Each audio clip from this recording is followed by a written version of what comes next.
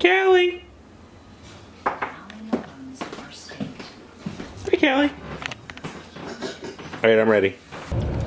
You know what? We're gonna try this driving thing with the T6i, because, well, why not? So, yeah, let's rock and roll, shall we? I've got everything all set. My father was right there and drove me back. Thank you, Father. I'm with the 50, by the way. And I'm trying to go for a certain look and feel here, so we'll see how we meet it. Yeah, I'm gonna have to stop looking at frame and just assuming it gets what it wants, but I have to aim it a little higher, because that's the thing with the 50 is that I actually have to aim a little bit. Maybe I should grab the 24. Oh well. Well, I also can do this to help out just a tad.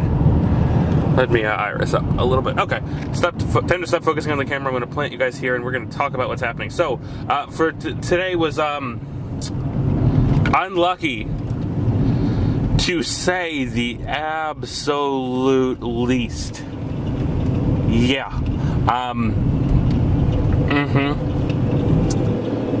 Unlucky understatement, for sure.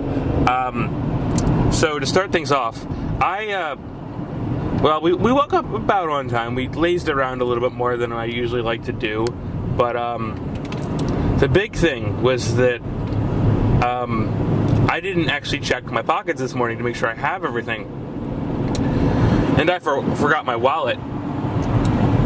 Obviously a pretty big thing, considering I need to do, well, a lot of things with my wallet. There's money in there.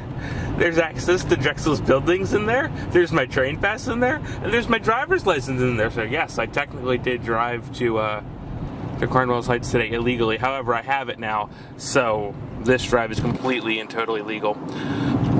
And yes, this is going to be like the first real segment of the day, even as we sit here at 9:08. And by the way, I am not going home. I'm actually going to go turn right back around and go to university and get Sarah. And even though I didn't actually come from university at all, I've been home for a little while. Yeah, because I just decided when I came back it was not a good idea. If you've ever forgotten your wallet before when you're driving, you get into this like really self-conscious state where you're like, I don't like this, like, because any mistake could prove to be really, really bad if you don't have your proper identification on. Like if we did, you could get pulled over, or you could, you know, if you're getting into an accident, then all of a sudden you're in a really bad spot because you don't have any sort of identification whatsoever. So I just generally decided that it would be a good idea to try to not do any of that, just to stay as clean as possible. Even though obviously the chance of something happening on that drive that we just did is obviously very low. It's still a better thing to do than just not. To be frank and honest. Okay, are you going to go or are you going to not go? Don't be indecisive. Either go or don't go. Go or don't go. It's not a hard thing.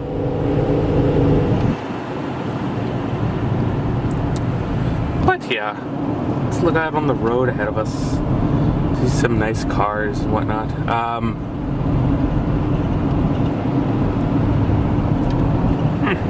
But yeah, I'm going to go get Sarah really for the reason of just that I want to, I don't know, be a good boyfriend apparently. Something along those lines. Am I? Oh, goodness. But we are going to get up to speed here because I would like to go downtown. She's apparently done classes pretty soon, so it's probably a good idea to go. But yeah, so today was unlucky because I forgot my wallet. Which obviously is always a bad thing because you never want to forget something that's kind of that important. I'm going to put you guys on top of the steering wheel here. It's going to be a little bit shaky, but it'll be fine.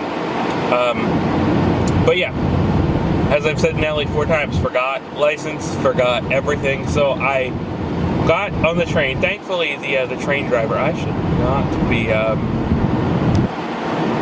Chevy Equinox play tag. Okay, or PA tag, not play tag. Good Lord, I need to learn to read a little bit. But I got on the train, and the train was actually fine because the conductor, when you're on the same train, the conductors do kind of get to know you, as Soroka is figuring out, and he really doesn't get his pass checked that often. But yeah, so Soroka is right, and thankfully the conductors don't check your passes if they know you're a regular, so I was actually able to slide on by without getting really realized as to the fact that I didn't have my pass. But also, you know, I do pay for the whole thing. Yeah, that is shaky. as all get out, and I apologize. I'm going to try to pull back here. Maybe use the side of my face. I've never done this before with the T6i. But, so yeah, I made it to university thankfully fine, just scared out of my wits because I didn't have like anything. Thankfully Sarah was there and also loaned me like $10. For whatever reason, the guy at Dunkin' Donuts, because she lent me the $10 that was going to be for tickets, and I was like, can I have this so I can actually go eat something? Because I was like, I'm just going to eat downtown, I've got time to kill. But then of course, you know, I forgot everything. So I forgot my money, so I didn't have money for Dunkin' Donuts except for what I borrowed from her, but she said I could use it for that purpose. Excuse me. And that I did. So I actually did get some nice, I don't remember.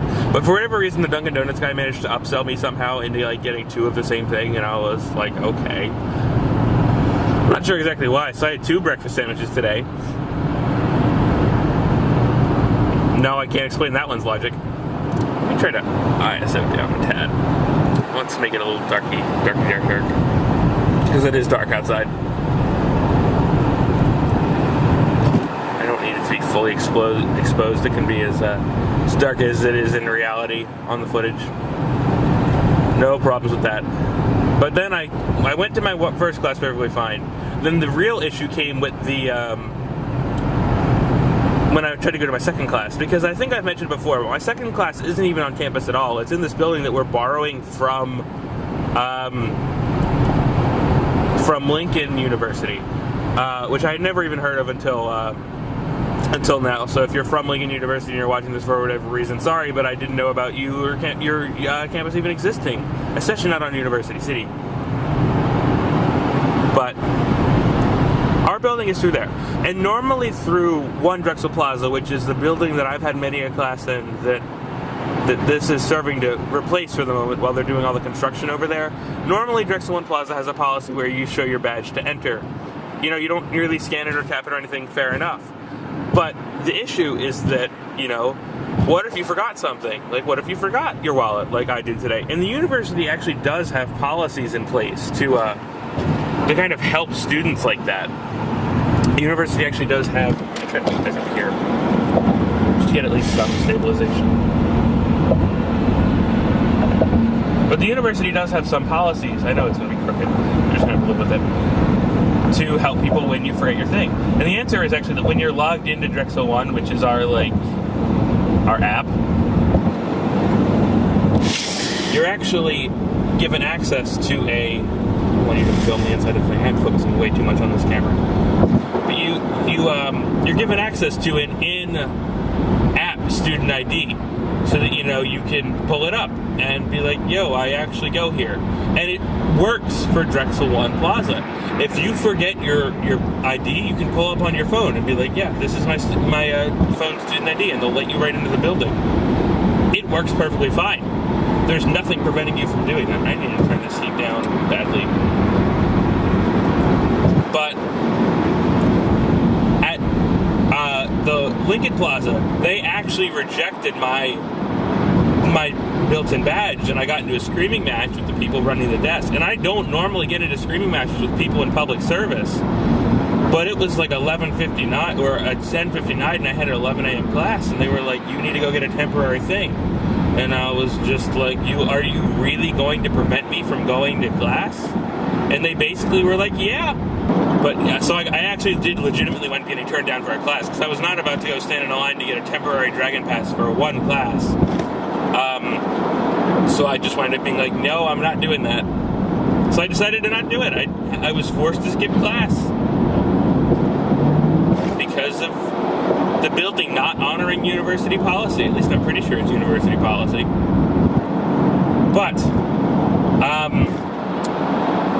yeah, so I actually got into UCRES perfectly fine, because even though UCRES has all the scanners, if you go there and the office is open, you can actually go through all the offices.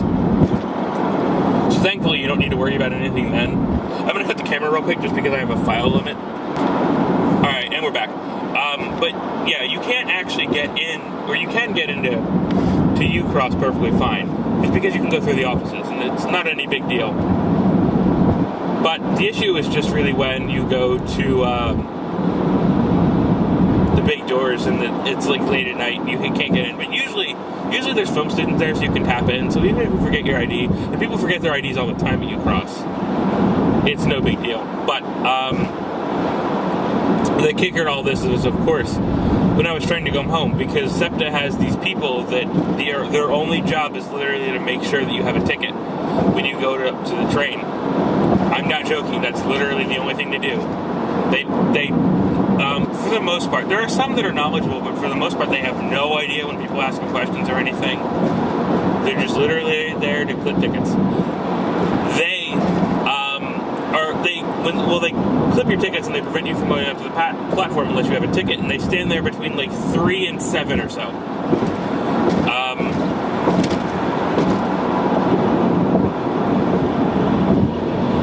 But they stand there and they basically tell you that if you don't have a ticket, you gotta go buy one. They obviously don't know anybody. They're not there, and also you don't usually take the same train home every day, so they would never know who I was. So I actually had to wait for my mom to come and use some of her money, and she actually ended up buying a 10 trip because we are going to need a 10 trip eventually. But the real kicker was not that.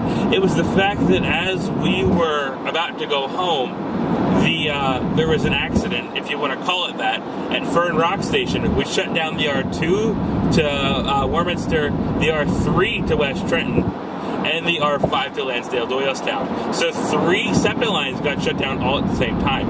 And if you don't know, a lot of people, when those trains get shut down, they board, especially the R3, will board either the R8 Fox Chase or the R7 Trenton, which means that I had a lot of people from Trenton or from West Trenton all of a sudden coming onto the Trenton train. So I actually did not find a seat, and my left leg is also injured because I guess too much walking and too much stepping on it. Look at that. It's the skyline. Would be better if I aimed it correctly. But yeah, so I finally managed to come home, and I was with my mom, and actually my sister was on the same train too. And I was just like, yeah, can one of you just drive me home? Really don't feel like doing this. Thanks. But also, it's just been a day. I have not been happy today. Thank you for cutting me off. That's fine. Alright, whatever. I'm gonna go... Ooh, really slowing down. I'm gonna go get Sarah. We'll be home eventually. And I will see you guys, I guess at home.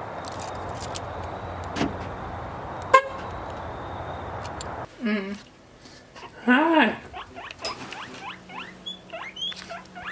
What's up, bud? You said you're both home. Give me food now.